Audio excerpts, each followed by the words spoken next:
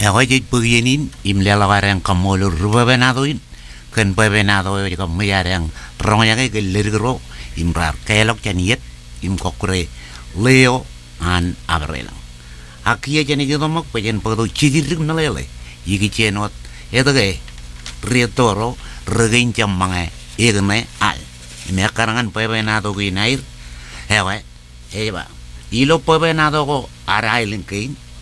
cheneto army jinailin kain regain jamanga egne naidan al karangan babenadoin hewa yoro chim chati cholarik im cholirik errogar kanu jin yaweron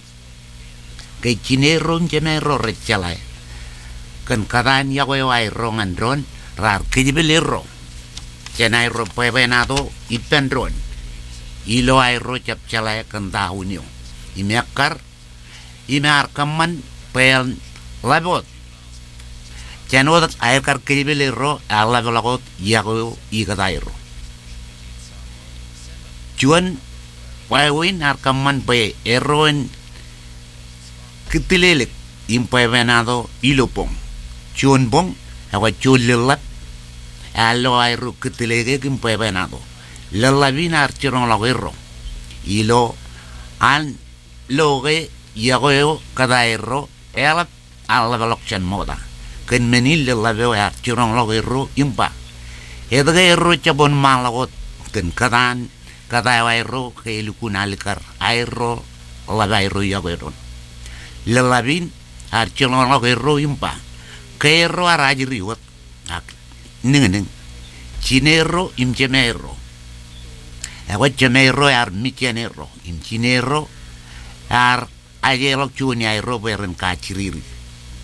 ken menin ayiriro rarchaji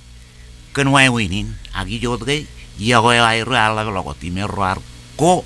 impachek eter arnenyo im kelam tudu egoy do galeo im kangero im orang lawero emengin akarangan pebenadoin egoy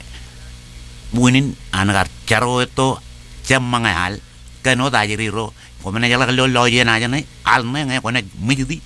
egoy kone lo ro malangana iloan yang kone kijibeliro egoy ronet tabalim parchi para galodon yengin